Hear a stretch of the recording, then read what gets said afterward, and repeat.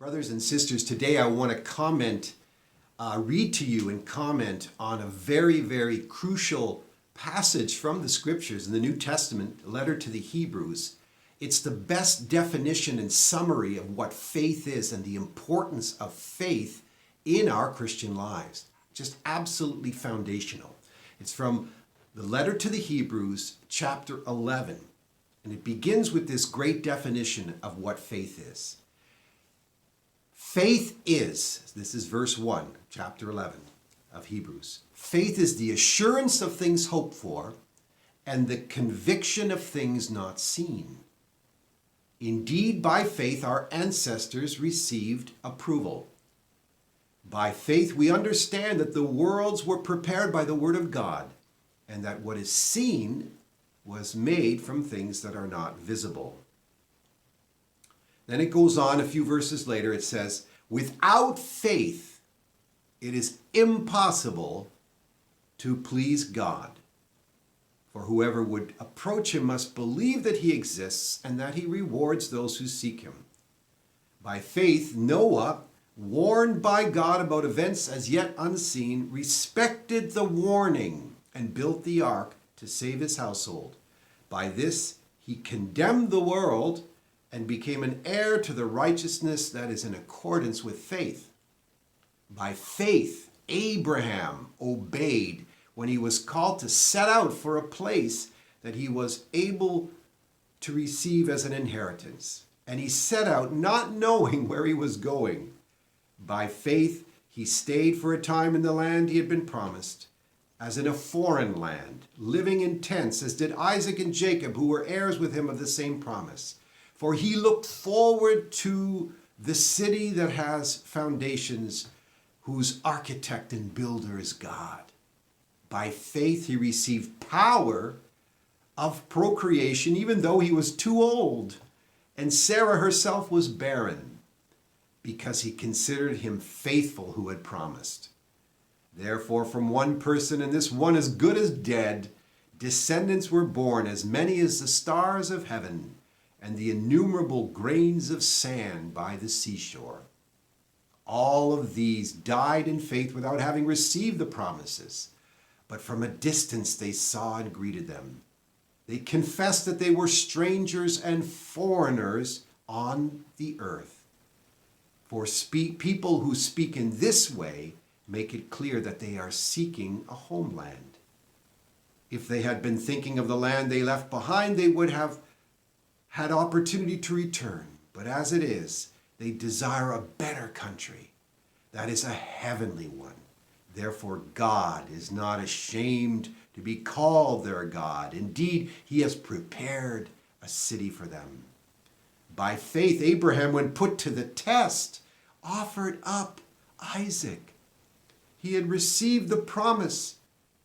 He who had received the promise was ready to offer up his only son, of whom he had been told, it is through Isaac that descendants shall be named for you. He considered the fact that God is able even to raise someone from the dead, and figuratively speaking, he did receive him back. By faith, Isaac invoked blessing on the future on Jacob and Esau. By faith, Jacob, when dying, blessed each of the sons of Joseph, bowing in worship over the top of his staff. By faith, Joseph, at the end of his life, made mention of the exodus of the Israelites and gave instructions about the burial. Anyways, it goes on and on talking about all these great figures in the Old Testament. And then he kind of ends by saying, after speaking about so many of them, he says, and what more should I say? For time would fail me to tell of Gideon and Barak and Samson and Jephthah, of David and Samuel and the prophets, who through faith conquered kingdoms, administered justice, obtained promises, shut the mouths of lions, quenched raging fire, escaped the edge of the sword, won strength out of weakness, became mighty in war, put foreign armies to flight. Women received their dead by resurrection. Others were tortured, refusing to accept release in order to obtain a better resurrection. Others suffered mocking and flogging and even chains and imprisonment. They were stoned to death. They were sawn in two. They were They were killed by the sword. They went about in skins of sheep and goats, destitute, persecuted, tormented, of whom the world was not worthy.